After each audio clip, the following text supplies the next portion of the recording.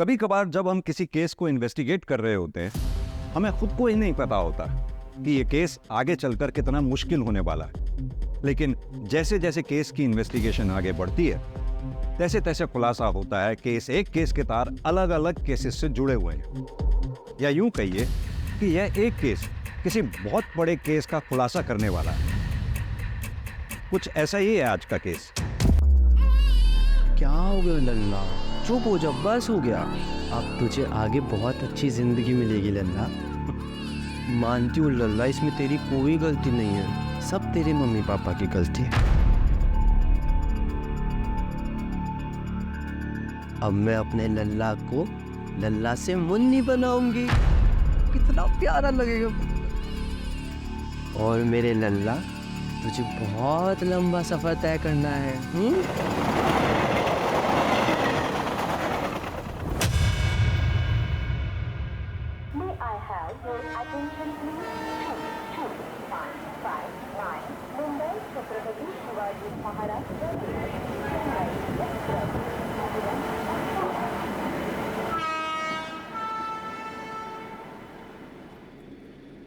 Hi, hello.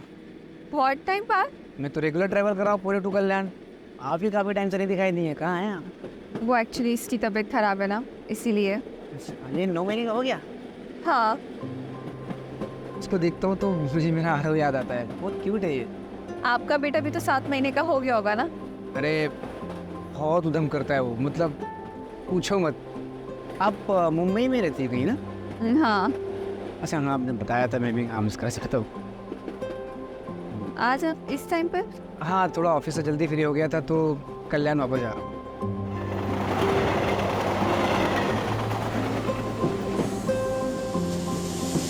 I think मेरा station, हाँ मेरा स्टेशन आ गया।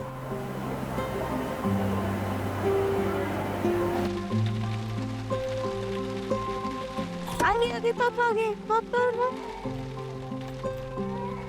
हाय मेरा चैम्प, आई मिस्ड यू। क्यों हो रहा है ये? पीछे बैठना। अरे तो उसके पीछे रखो ना फिर।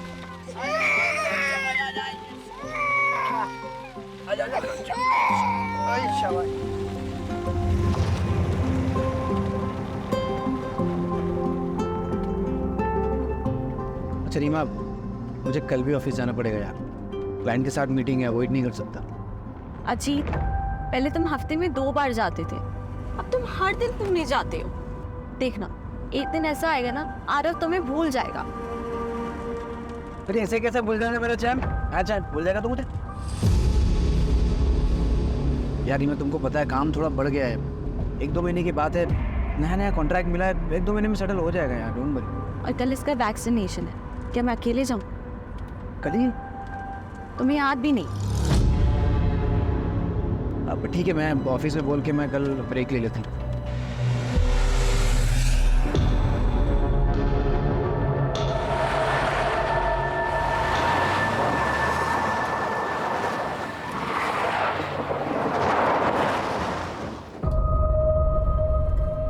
हाँ, क्यों रोका? छोटा सा काम है, आता हूँ। कहाँ जा रहे हो? आ रहा हूँ।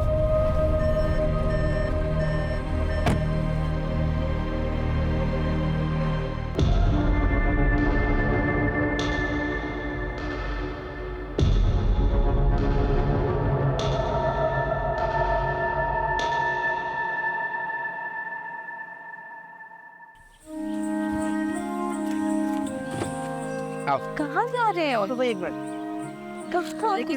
लेकिन आरव। आ रहा हूँ। सो रहा है। कहाँ जा रहे हैं, बताओ ना, कुछ बता नहीं रहे हो। अभी आंखें बंद करो। अच्छा, अब बताओ। कुछ है, बस 2 मिनट। ध्यान से गिर जाओ।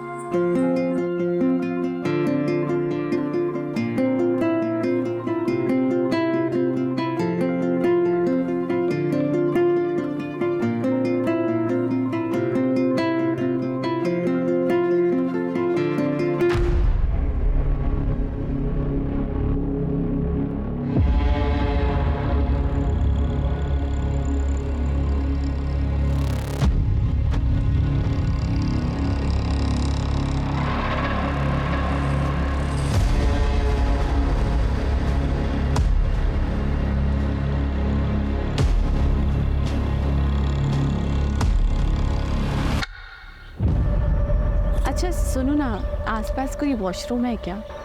वॉशरूम जाना था। वॉशरूम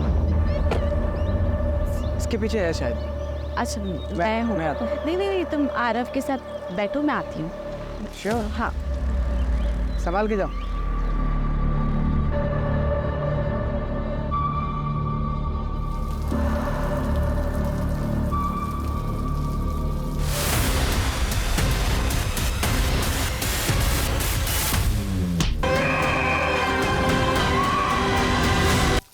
कौन है?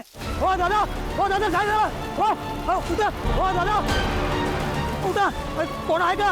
दादा साइड दादा दादा दादा उठे।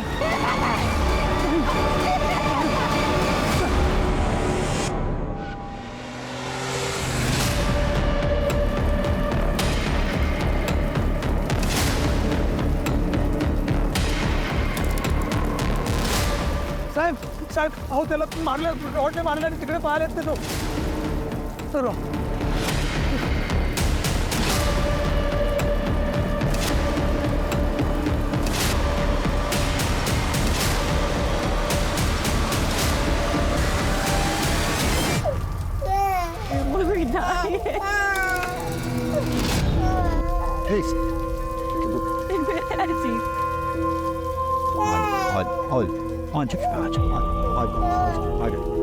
अर्पिता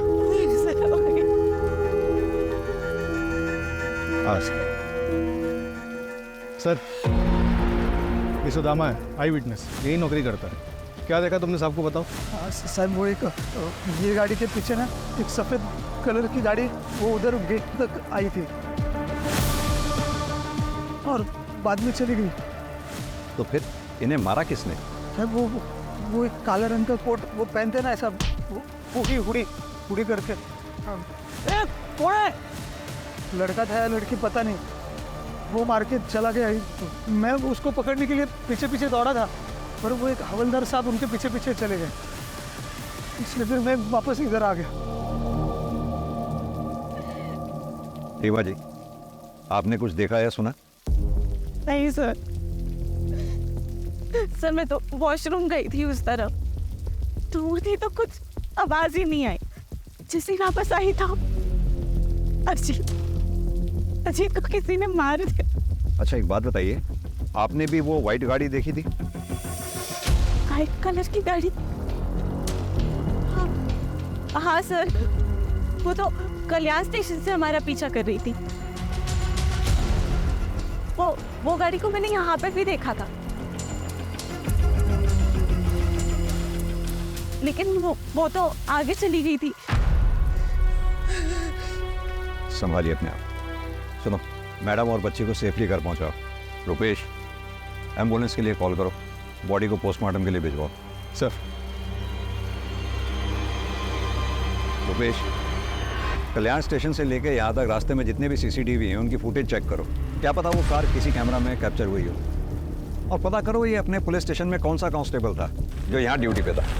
ऐसा कौन सा कांस्टेबल है जो क्रिमिनल के पीछे भागा तो सही और गायब हो गया?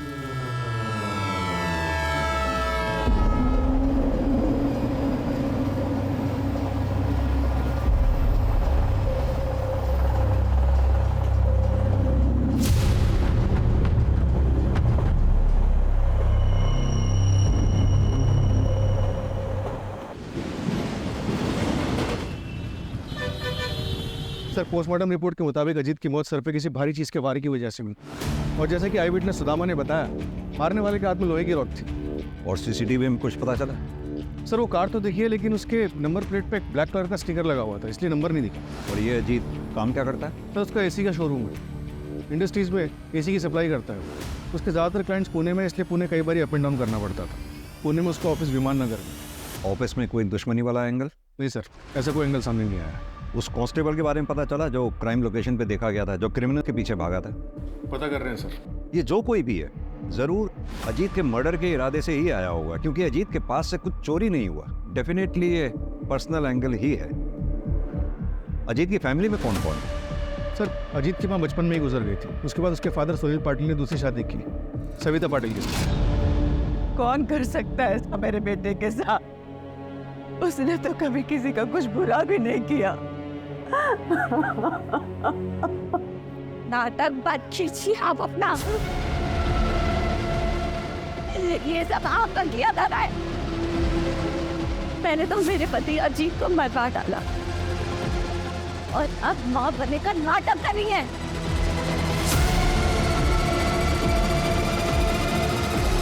भाभी भाभी मैं क्या कह रहा हूँ, आप शांत हो।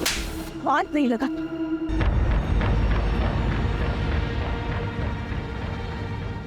बहू सदमे में है, इसलिए ये सब बातें बोल रही है।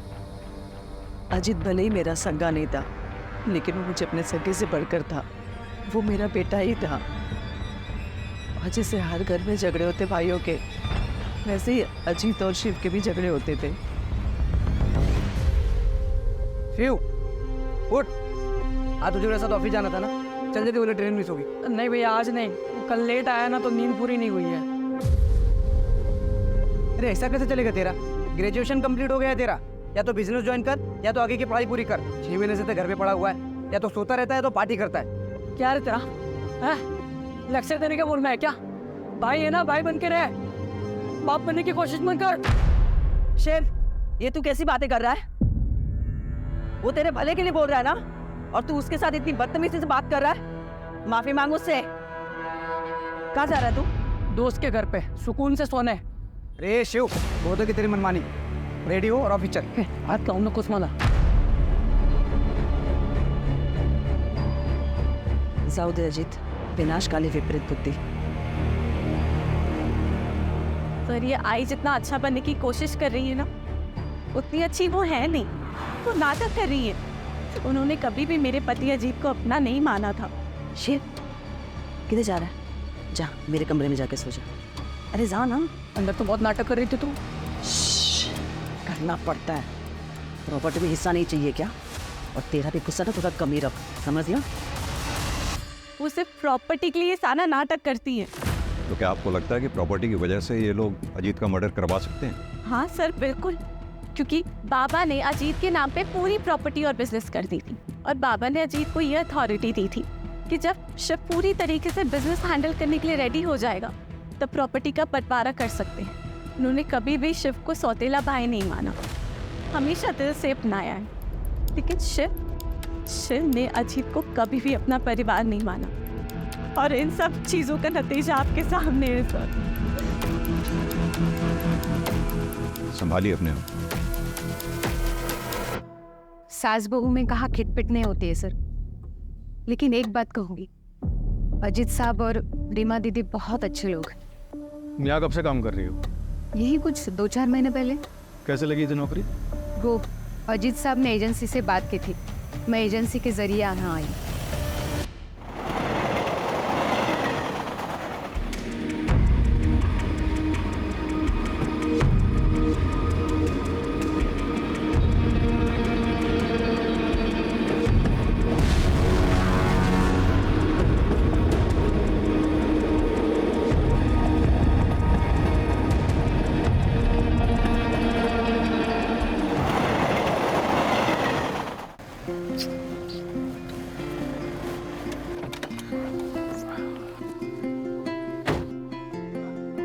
वंदना, मैं क्या बोल रहा था, चलो ना 2-3 दिन के लिए कहीं घूम के आते हैं, तुम मैं और करण।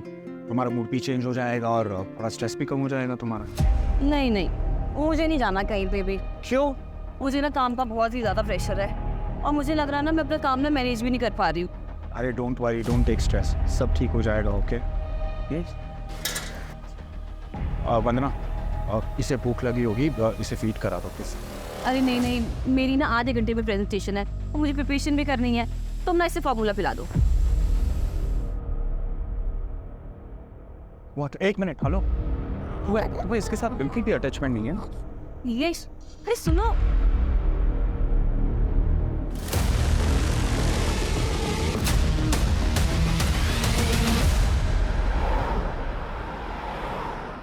सर, क्राइम सीन पे जो कांस्टेबल देखा गया था, जो क्रिमिनल्स के पीछे भागा था, उसका कुछ पता नहीं चल रहा है। ऐसा कैसे हो सकता है? उस दिन वो ड्यूटी पे था, भले ही किलर्स को ना पकड़ पाया हो, लेकिन उसे आसपास के पुलिस स्टेशन या फिर कंट्रोल रूम में रिपोर्ट तो करना चाहिए था। पर ऐसे कोई रिपोर्ट कहीं हुई नहीं है सर। एक मिनट सर। सर अजीत की सीडीआर रिपोर्ट आ गई है। सर अजीत के पिछले 3 महीने से एक नंबर पे कई बारी बात हो रही थी किसी दृष्टि अवस्थी का। दृष्टि अवस्थी? हाँ सर, वो अजीत की एक्स गर्लफ्रेंड थी। अजीत ने मुझे उसके बारे में शादी के टाइम बताया था। दृष्टि ने उन्हें छोड़कर किसी एनआरआई से शादी कर ली थी, लेकिन अजीत बहुत सीरियस थे उनको लेकर, इसलिए वो जब भी उन्हें कांटेक्ट करती तो वो उसे इग्नोर नहीं कर पाते थे। अरे हाँ बाबा, घर देख लिया है मैंने और रेंट बजट में भी है। अरे तू पहले सेटल तो हो जाए, फिर साथ में चल के देख लेंगे। हाँ ठीक है। इतनी रात को किससे बात कर रहे हो? अरे वो दृष्टि है, वो यूएस से यहाँ पे सेटल हो रही है, तो घर ढूंढ रही है रेंट पे, तो मैं उसको हेल्प कर रहा हूँ। तो तुम्हें क्यों कॉल किया? मुझे 1 मिनट, तुम मुझ पर शक कर रही हो? ऑफ कोर्स, एक्स गर्लफ्रेंड है वो तुम्हारी। एग्जैक्टली, एक से वो मेरी, तुम मेरी प्रेजेंट हो, फ्यूचर हो। I love you. हाँ, मैं बात करती थी अजीत से, फ्रेंड था वो मेरा, और 5 साल बाद इससे मिलकर अच्छा लगा था। इतना अच्छा लगता था कि आपस में एक दूसरे को इतने सारे कॉल किया करते थे। दृष्टि जी, कहीं ऐसा तो नहीं पुराना प्यार फिर से जाग गया था? एक्सक्यूज मी सर, ऐसा कुछ नहीं था। और वैसे भी अजीत एक बच्चे का बाप था। और वही अजीत आपके लिए रेंट पे घर ढूंढ रहा था। वो क्यों मेरे लिए घर ढूंढेगा? अच्छा एक बात बताइए आकाश, सर, ये सब क्या चल रहा है? किस लिए आए आप यहाँ? आपको पता है ये किसका घर है? और आने से पहले आपने इंटीमेशन क्यों नहीं दिया? जरूरी नहीं समझा आपने? सर कुछ नहीं, बस रूटीन पूछताछ करनी थी सर। हो गई आपकी पूछताछ? जी। Now you go. और ये याद रखिएगा, दृष्टि मेरी बेटी है, वैसा कोई क्राइम नहीं कर सकती। सर बेटा कोई टेंशन की जरूरत नहीं है, मैं हूं। रुपेश, इन दोनों में से कोई तो झूठ बोल रहा है। ये रीमा जरूर इनसिक्योर फील कर रही होगी सर।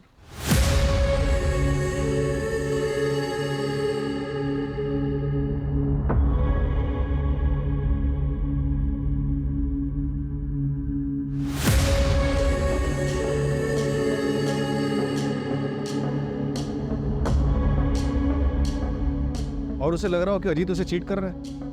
या फिर ये भी हो सकता है कि जलन दृष्टि की तरफ से थी। दृष्टि जिसे प्यार समझ रही थी, दरअसल वो अजीत की तरफ से दोस्ती थी। और ये बात जब दृष्टि को पता चली होगी तो उसने अपना इरादा बदल दिया होगा और शायद अजीत। सर आपके कहने का मतलब है कि दृष्टि ने अजीत को, या फिर टारगेट रीमा थी, क्योंकि रीमा वॉशरूम चली गई, अजीत बेचारा वहां रह गया और इसलिए मारा गया। एक काम और करो, ये अजीत की सौतेली माँ सविता, शिव और दृष्टि, इन सब के मोबाइल की लोकेशन चेक करो, पता करो घटना वाले दिन क्या ये क्राइम लोकेशन के आसपास थे। ये दृष्टि डीसीपी सर की बेटी है। अगर ये दृष्टि इस केस में इन्वॉल्व है तो उसने अपने सारे ट्रैक्स बखूबी क्लियर किए होंगे और इस काम में उसने जरूर किसी की मदद ली होगी। क्राइम लोकेशन से गायब हुआ कांस्टेबल,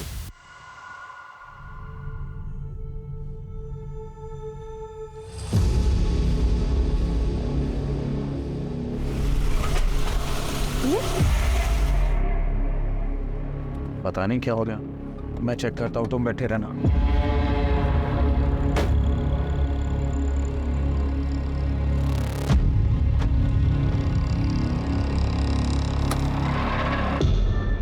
क्या हुआ नीलेश?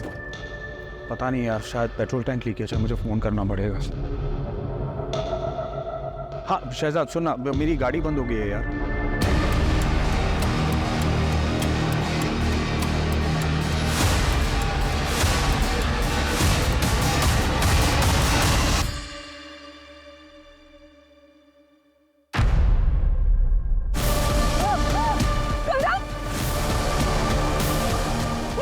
क्या हुआ? नीलेश, करण नहीं है गाड़ी में। सर, मेरा बच्चा, आराम से बताइए क्या हुआ आपके बच्चे को? सर हम लोग लंच करके वापस आ रहे थे, मेरा बच्चा पीछे गाड़ी में था। क्या हुआ नीलेश?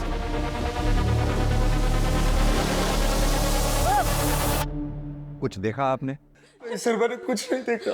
हाँ सर, सर वहाँ पे ना एक बाइक वाला था, कोई पुलिस वाला उसे चला रहा था। उसके पीछे जाके ना पता नहीं सर वो औरत थी या मर्द, एक ब्लैक हुडी में सर वो जाके बैठ गई सर। सर मेरे बच्चे को बचा लीजिए। आपने कहा कोई पुलिस वाला बाइक चला रहा था? हाँ सर हाँ। उसकी यूनिफॉर्म कैसी थी? कुछ नोटिस किया आपने? कुछ भी? स्टार्स नोटिस किए हो, शूज नोटिस किए हो, बेल्ट नोटिस की हो, किस कलर की थी, कुछ भी? आपकी तरह तो वर्दी नहीं थी उसकी। देख के बताओ। नहीं। हाँ सर इसकी जैसे थी, सर ऐसी वर्दी थी सर, इसकी जैसे सर वर्दी थी। मैं उसको पकड़ने के लिए पीछे पीछे दौड़ा था, पर वो एक हवलदार साहब उनके पीछे पीछे चले गए। कामले, बच्चे की डिटेल्स ले लो। आप इनको डिटेल्स दे दीजिए। आप फिक्र ना करें, बच्चे को ढूंढने की पूरी कोशिश करेंगे।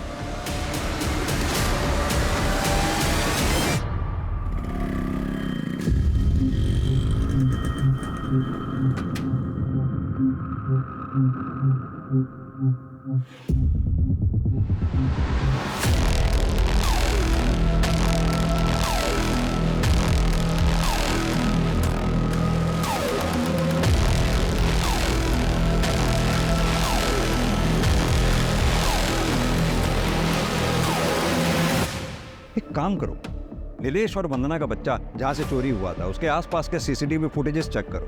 पता तो चले कौन है जो पुलिस की वर्दी को बदनाम कर रहा है। पर मैं अपनी करण की बिना मैं नहीं रह सकती, मैं नहीं रह सकती।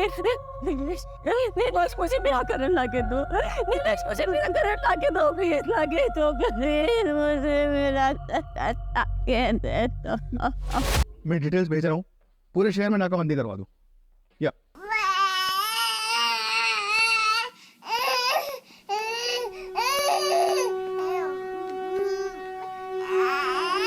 बेटा ना साहिब क्या हुआ? ओ ना मम्मा के पास है, मम्मा के पास।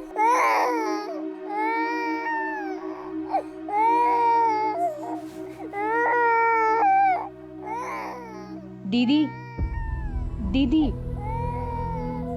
दीदी, वो मैं ये बोल रही थी कि 13वीं के बाद आप ना अपनी मम्मी के पास चली जाओ। उन्हें पैरालिसिस है पर आप तो जा सकती हैं। देखिए, आपका भी ध्यान बटेगा और उनको भी अच्छा लगेगा। वो आपके लिए परेशान हो रही होगी। नहीं तो मैं यहाँ से अभी नहीं जा सकती। अगर मैं चली गई तो शिव और आई मेरे आरव का मुझसे हक छीन लेंगे। अजीत की पूरी प्रॉपर्टी अपने नाम कर लेंगे वो लोग, मुझे कुछ मिले ना मिले। मैं अपने आरव के साथ ऐसे नाइंसाफी नहीं होने दूंगी। अगर अजीत यहाँ होते तो ये सब कभी नहीं होता।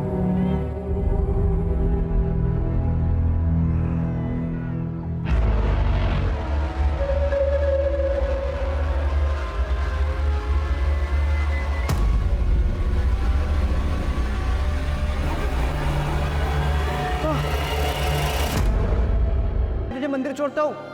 अरे रहने अरे काय नहीं आई दे मुझे। आई गर्ल। अरे काय झालं? काय नाही। अरे इधर। अरे ये बघ पूरा लाल हो गया, स्वेलिंग आ रहा है इसमें। अरे कुछ नहीं हुआ रे बाबा, सन मंदिरला उशीर होणार।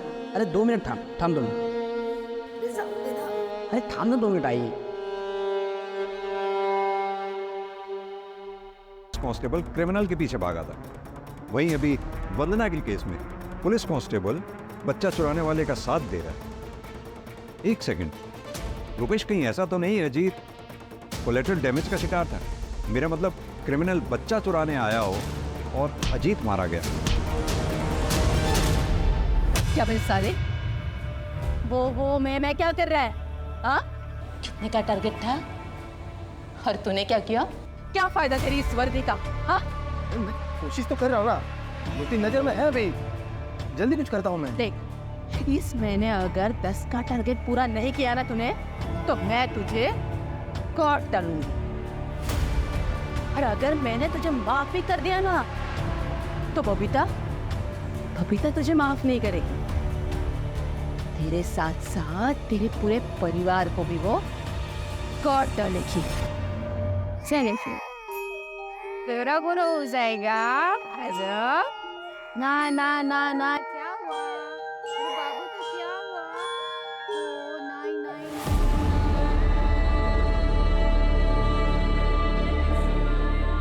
देखो डॉगी, देखो डॉगी, डॉगी दिखा, डॉगी दिखा, डॉगी दिखा, आ रहा हूँ, डॉगी दिखा, दिखा, देखो देखो, दिखा दिखा दिखा, अरे अजीब।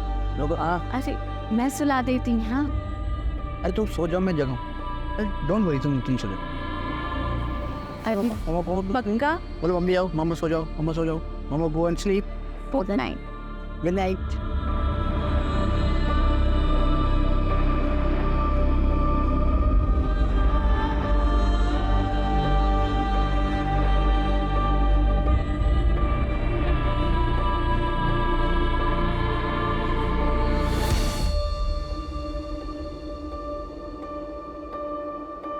नीतू, आरव को नहला के ये कपड़े पहना देना। नीतू, नीतू, नीतू, अभी नहीं है। आरव, आरव, आरव, आरव,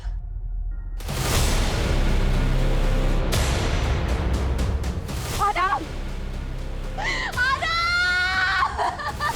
काय झालं रे रिमा? काय झालं रे? हा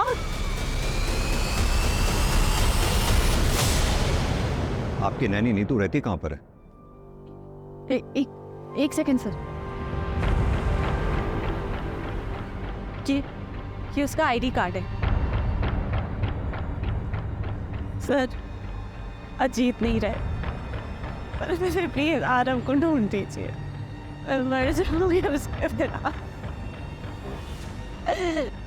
मर जाऊंगी उसके बिना। आप चिंता ना करें रुपेश, घर के बाहर आसपास कोई भी सीसीटीवी है तो उसमें देखो जरा, बच्चे को लेके कहाँ गई है? सर। हाँ सर, कोर्ट में पेशी है सर कल। जी सर, एक बात पता चली, नीलेश और वंदना के यहाँ एक मालिश वाली हायर हुई थी, 2 महीने से वहाँ काम करी, एजेंसी से उसकी डिटेल्स निकलवाई। आप तो सर ये देखिए कौन है।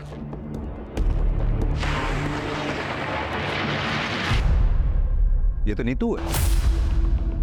अजीत और रीमा के यहाँ जो बच्चे आरव की नैनी थी, तो ये 2 अलग अलग जगहों पे अलग अलग नाम से काम कर रही थी।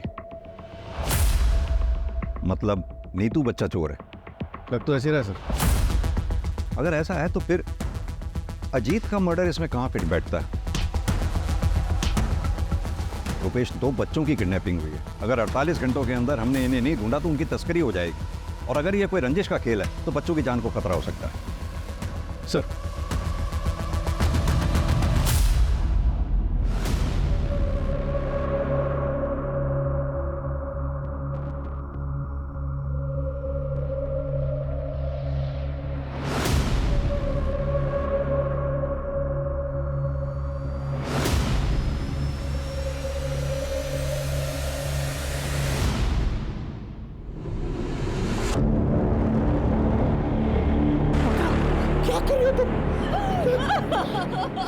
क्या कर रहे हो वंदना?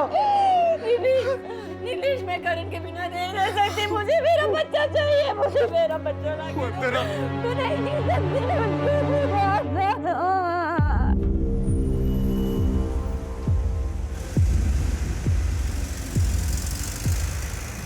हाँ मैं आ गई हूँ। तुम कहाँ हो?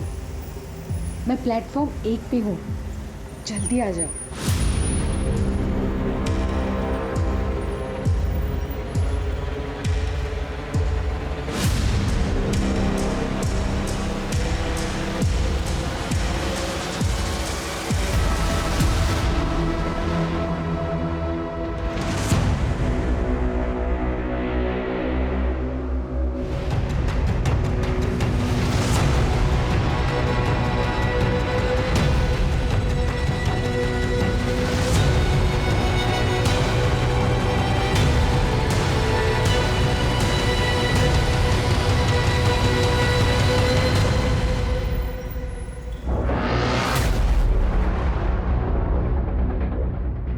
बॉडी को पोस्टमार्टम के लिए भेजो।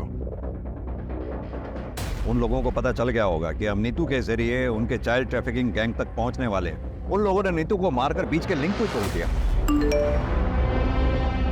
सर, हेड ऑफिस से संदेश यादव का डेटा है। दोनों क्राइम के वक्त सारे संदेश ऑन ड्यूटी थे, अलावा एक के। बुलाओ उसको थाने, और जितने भी गैंग उस वक्त चाइल्ड ट्रैफिकिंग में एक्टिव थे उन सबको खंगालो।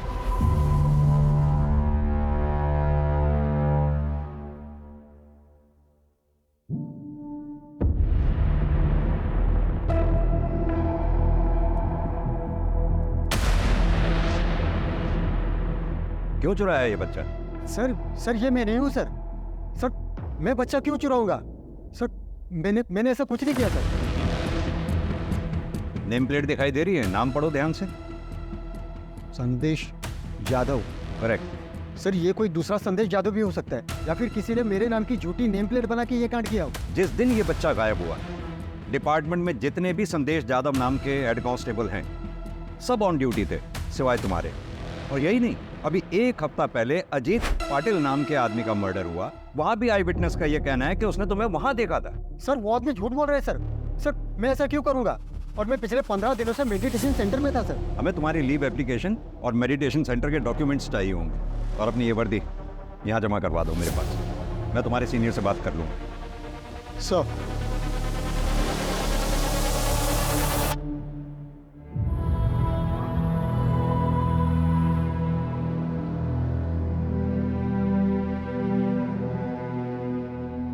अरे वाह, इस बार तूने टाइम पे पार्सल डिलीवर कर दिया।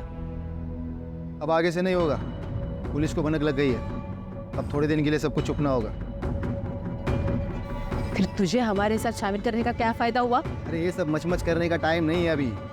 बबीता को बोलो अब पार्सल नहीं मिलेगा।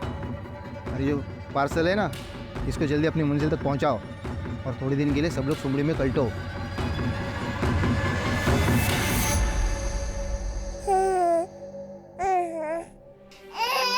क्या है? क्यों रो रहे हो? चुप हो जाओ, चुप हो जाओ।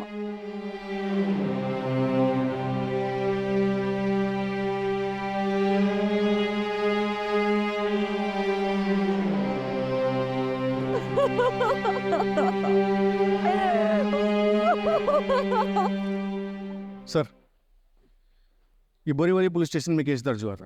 15 दिन पहले 8 महीने का बच्चा किडनैप किया गया था, और ये कांजूर मार्ग मेन मार्केट से 2.5 महीने पहले 6 महीने का बच्चा किडनैप किया गया। ये नाला सोपारा से 1 महीने पहले 6 महीने का बच्चा किडनैप किया गया था। सर, इस तरह से पिछले 3 महीनों में 20 बच्चों को किडनैप किया गया। इन सारे केसेस में कोई भी रैंसम की कॉल नहीं आई, और इन सारे केसेस में फैमिली ने हाल ही में नैनी को हायर किया। एजेंसी से? हाँ सर, लेकिन अलग अलग एजेंसी से, और सबके बैकग्राउंड भी चेक किया, लेकिन कुछ मिला नहीं।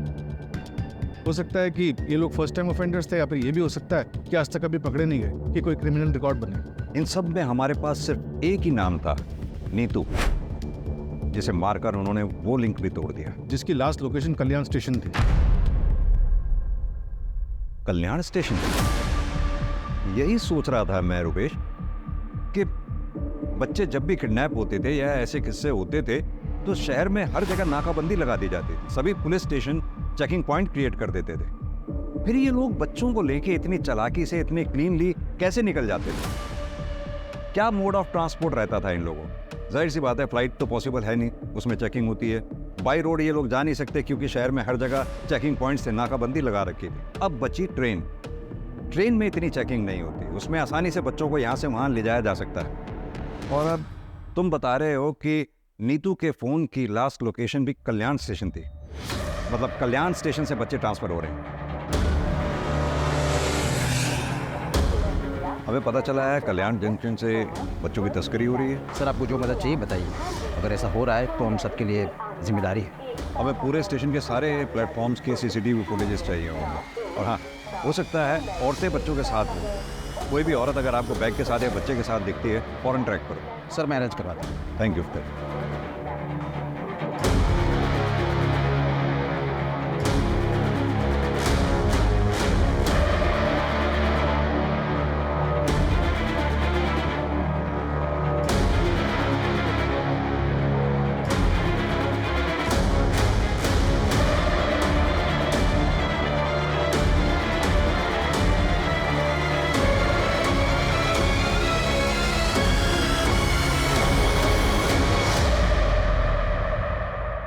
ओके सर, कांस्टेबल संदेश यादव के पीछे खबरी लगाए थे, एक बात पता चली।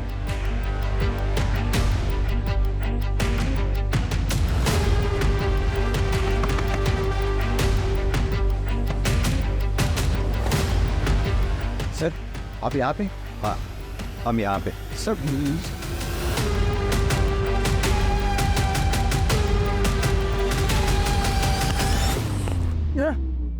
अरे तुझे तेरे भाई की यूनिफॉर्म पहन के लोगों के घरों के बाहर देखा गया। तू ही था ना अजीत के मर्डर के टाइम वहां? तेरा खेल खत्म हो गया है मनोज यादव। कल्याण में जब उस कपल का बच्चा चोरी हुआ, उसके बच्चे को चुराने में भी तूने उसका साथ दिया। किसके लिए काम? बताओ।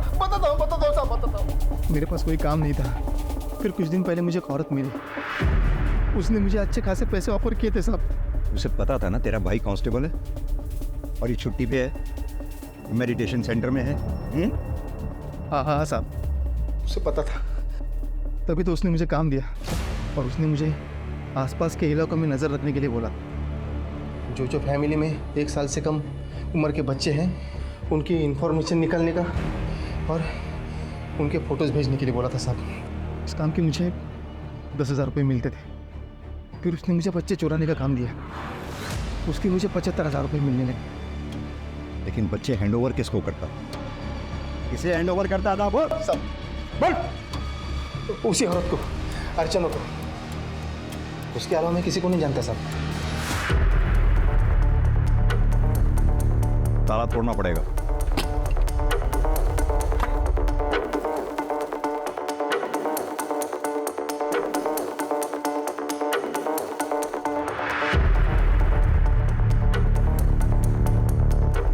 रुपेश, पूरा घर छान मारो।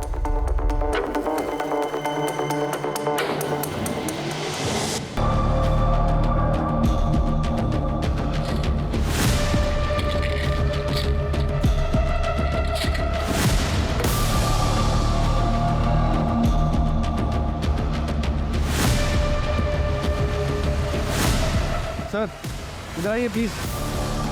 हाँ रुपेश, ये देखिए।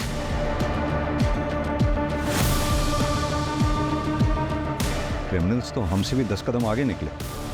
मैं तो सोच रहा था इन लोगों को हम सूट और साड़ी में देख रहे थे, ढूंढ रहे थे। इनफैक्ट अगर ये ऐसे ब्लेजर और ट्राउजर पहन के बच्चों को लेकर घूम रही होंगे और मेरे पास से भी निकल जाएंगे तो मैं तो नहीं पहचान पाऊंगा।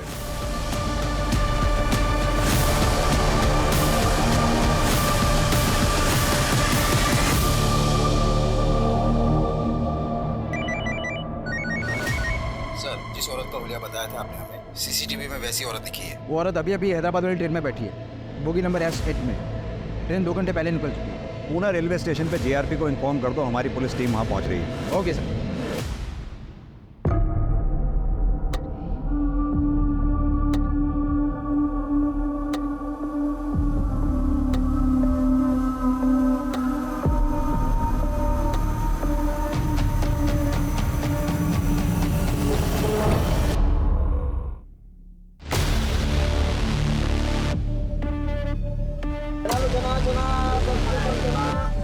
बड़ा पाव है, बड़ा पाव।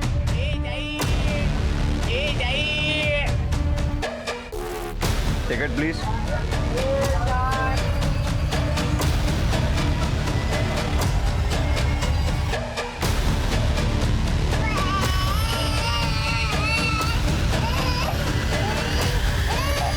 पूरा प्लेटफॉर्म चेक कर लिया लेकिन वो कहीं नहीं मिली। लगता है पुलिस स्टेशन के बाहर निकल गई। 1 मिनट, टॉयलेट। हटो। हेलो, कौन है? Sorry madam.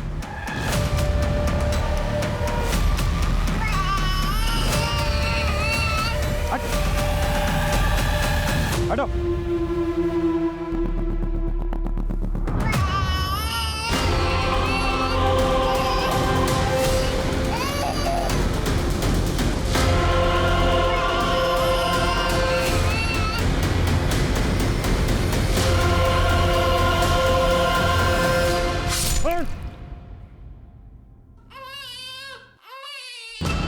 इधर जाइए, इधर इधर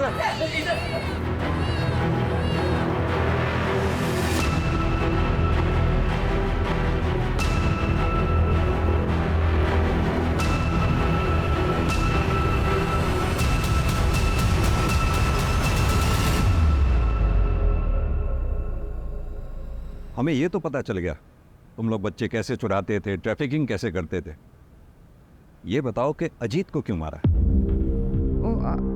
अजीत ट्रेन में मिला था, वो बहुत फ्रेंडली था और उसने बताया कि उसका बच्चा 7 महीने का है। तो मुझे लगा कि टारगेट सामने से खुद ही चल के आ रहा है, लेकिन हमें टारगेट ज़्यादा देता था, इसीलिए मैंने नीतू को अजीत के यहाँ काम पे लगवाया। लेकिन हम अजीत का बच्चा किडनैप करते और उसे मुंबई के बाहर सप्लाई करते। अजीत को मुझ पे शक हो गया था। ये आपका बच्चा नहीं है क्या? नहीं, ये मेरा ही है। लास्ट टाइम तो कोई और बच्चा था।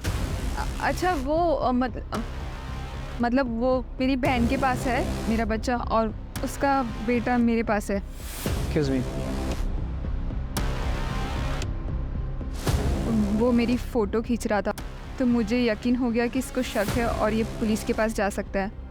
तो मैंने जादव को फ़ोन किया और बोला कि इसका पीछा करो और मौका देख के मार डालो। जादव और उसके बंदे ने वैसा ही किया। बच्चा हमने कुछ दिन बाद चुराने की सोची, ताकि पुलिस मर्डर के इन्वेस्टिगेशन में ही फंसी रहे। मतलब नीतू को सिर्फ इसलिए मार दिया तुम लोगों ने क्योंकि हम नीतू तक पहुंचने वाले थे?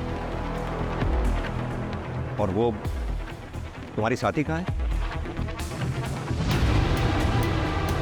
बच्चे कहाँ हैं? रीमा का बच्चा हैदराबाद में और वंदना का नागपुर में।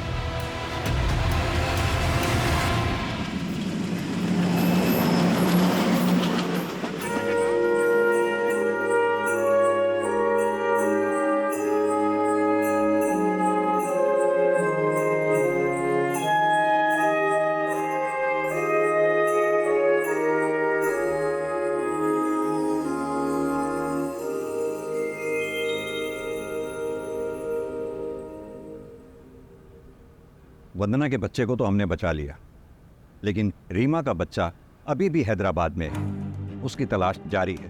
हमें ऐसे ही और 45 बच्चों की तस्करी की इंफॉर्मेशन मिली। हमने उनका भी रेस्क्यू प्रोसेस शुरू कर दिया। चाइल्ड ट्रैफिकिंग एक अमानवीय अपराध है। जितने गुनहगार वो लोग हैं जो बच्चों को बेचते हैं, उतने ही गुनहगार वो लोग हैं जो बच्चों को खरीदते हैं।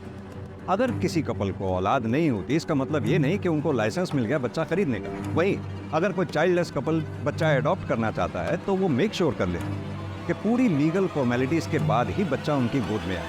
अगर किसी अनाथ आश्रम से इलीगली बच्चा अडॉप्ट किया जाता है तो वो भी उतना ही बड़ा क्राइम है जितना चाइल्ड ट्रैफिकिंग।